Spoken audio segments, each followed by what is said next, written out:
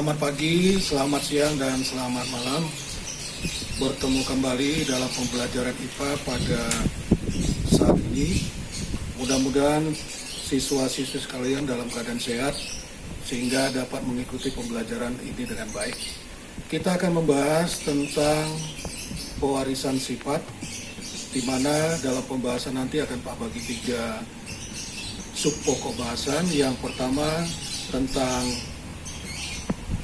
materi genetik, yang kedua yang akan kita bahas adalah tentang hukum pewarisan sifat, sedangkan yang ketiga penerapan pewarisan sifat pada manusia.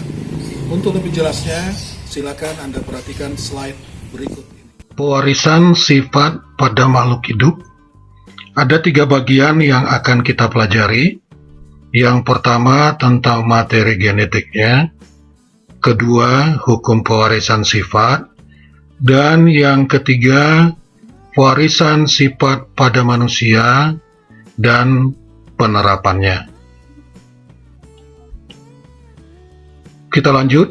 Dasar pewarisan sifat yang pertama, setiap makhluk hidup akan mewariskan sifat-sifat yang dimiliki kepada keturunannya.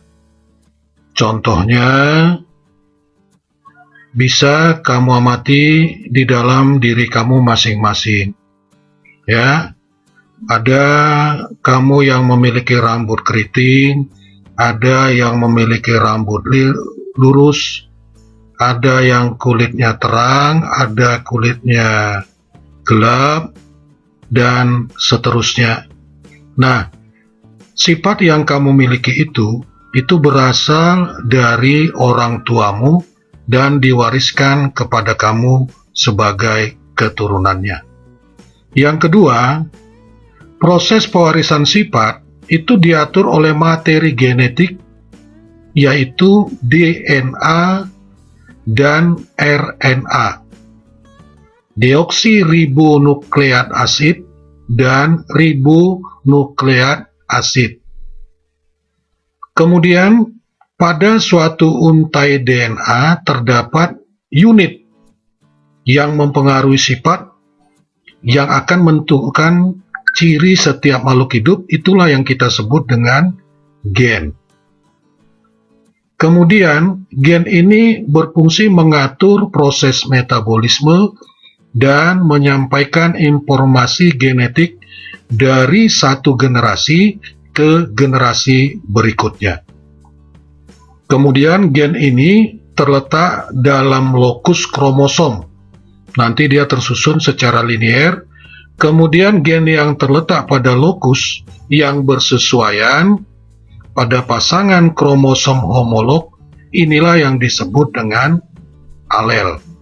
Nah, inilah yang menjadi dasar pewarisan sifat.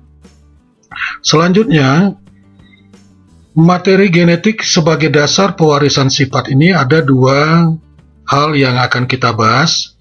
Yang pertama, penyusun materi genetik. Yang kedua, peranan materi genetik dalam pewarisan sifat. Nah, untuk pertemuan kita saat ini kita hanya membahas tentang penyusun materi genetik. Penyusun materi genetik pada manusia itu disebut dengan DNA dan juga RNA. Nah, di manakah letaknya DNA ini? Maka kita mulai pada diri manusia. Nah, kalau pada manusia ini kita ambil jaringan kulitnya, kemudian dari jaringan kulit kita ambil bagian yang kecil, maka ini dinamakan inti sel. Ini selnya, maka ini namanya inti sel. Di dalam inti sel ini, kalau kita lihat di bawah mikroskop, maka terdapat kromosom yang bentuknya seperti ini. Ini namanya kromosom. Kemudian, separuh dari kromosom, kalau dia separuh, itu kita sebut namanya kromatid. Berarti dalam satu kromosom ini terdapat 2 kromatid. Tinggal kamu paruh saja. Atau separuh dari kromosom, itulah yang kita sebut dengan kromatid. Kemudian, kromatid ini kalau kita tarik, maka dia akan membentuk bagian yang mirip dengan benang yang terurai ini dinamakan kromatin. Nah, kemudian kromatin ini, pada bagian kromatin itu terdapat bagian yang berwarna kekuningan ini dinamakan protein histon. Nah, benang-benang inilah yang kita sebut dengan DNA. Jadi sekali lagi, DNA ini nanti akan melilit protein histon. Melilit, kemudian nanti protein histon yang sudah dililiti oleh DNA akan bergabung tersusun rapi, akan membentuk kromatid. Nah, kromatid akan membentuk kromosom. Kromosom ini terletak di dalam inti sel. Nah, inti selnya di mana? Terdapat di dalam sel. Nah, sel ini terdapat di mana? Terdapat di jaringan. Selanjutnya, kita akan membahas struktur DNA. Nah, struktur DNA itu yang pertama sekali yang harus Anda ingat adalah bentuknya. Dia berbentuk helix. Nah, ini helix. Karena dia ada dua, maka disebut strukturnya berbentuk double helix. Seperti ini.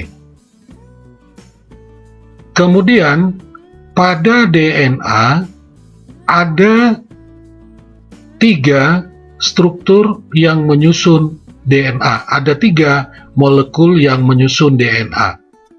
Yang pertama ini disebut fosfat, ikatan fosfat. Yang kedua ini adalah struktur gula, dan ini adalah struktur basa nitrogen. Bisa kamu lihat di bagian kanan. Sekali lagi, struktur DNA terdiri dari ikatan fosfat, kemudian ikatan gula, dan basa nitrogen. Inilah struktur kimia dari DNA. Nah, mengapa ada di sebelah kanan? Karena tadi bentuknya double helix, berarti ada yang di sebelah kiri, ada yang di sebelah kanan. Kemudian, ada istilah yang akan kita kenal yang disebut dengan nukleotida. Nah, nukleotida itu terdiri dari fosfat, gula deoksiribosa, dan basa nitrogen. Berarti ikatan yang ini dikatakan nukleotida. Ini juga disebut nukleotida. Maka kalau pada gambar ini ada pertanyaan, ada berapakah nukleotida yang terdapat pada struktur DNA pada gambar ini? Maka kamu bisa hitung 1, 2, 3, 4, 5, 6, 7, 8.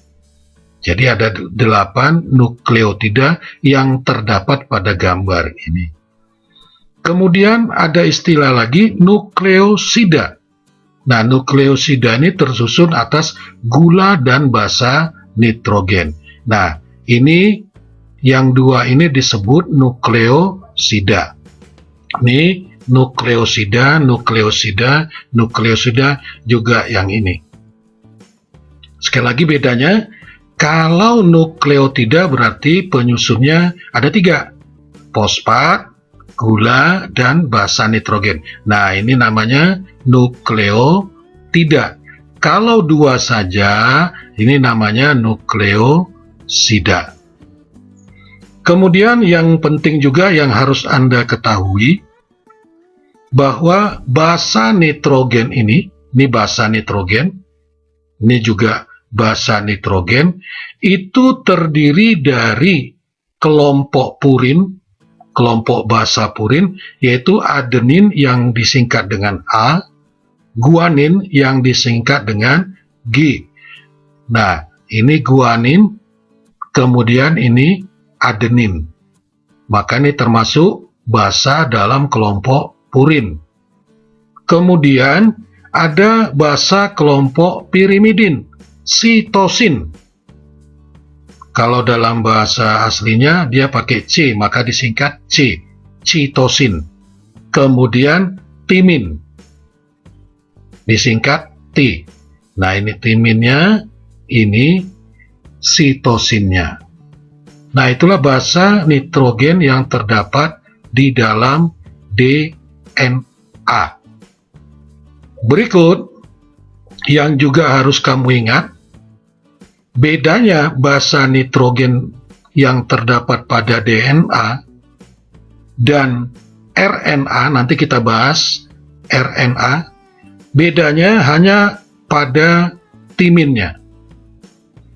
Kalau pada RNA tidak terdapat timin, tapi timin ini nanti diganti dengan urasil atau disingkat dengan huruf U.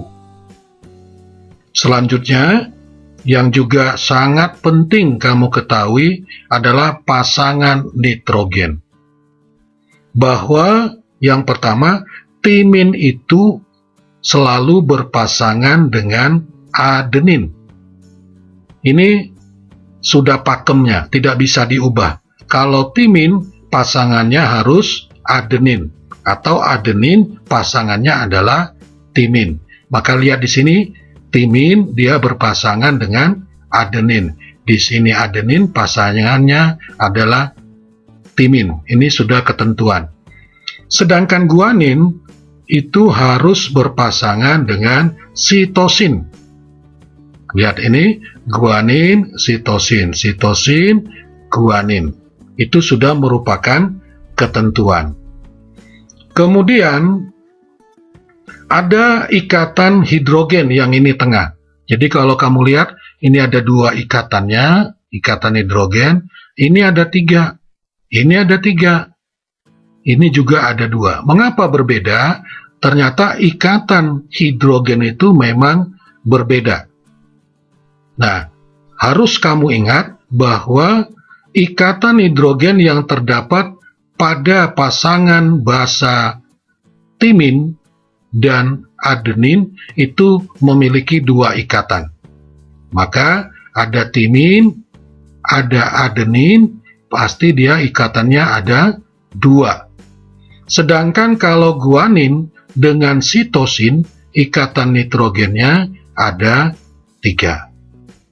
Maka ketentuan ini harus kamu ingat selalu, bahwa timin dan adenin itu dua ikatan, guanin dan sitosin memiliki tiga ikatan hidrogen. Selanjutnya kita akan membahas struktur RNA. Pertama, bentuknya adalah untai tunggal. Hanya seperti ini, satu saja.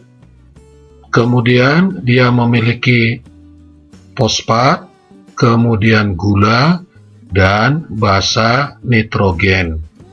Bedanya, kalau pada DNA dia ada adenin, guanin, sitosin, dan timin, tapi pada RNA timinnya berganti menjadi urasil. Nah, inilah struktur kimia dari RNA. Selanjutnya kita akan membahas perbedaan DNA dan RNA. Yang pertama, strukturnya kalau DNA double helix, sedangkan RNA dia berbentuk untai tunggal. Gula fosfatnya pada DNA dia gula fosfat, pada RNA juga gula fosfat. Jadi sama.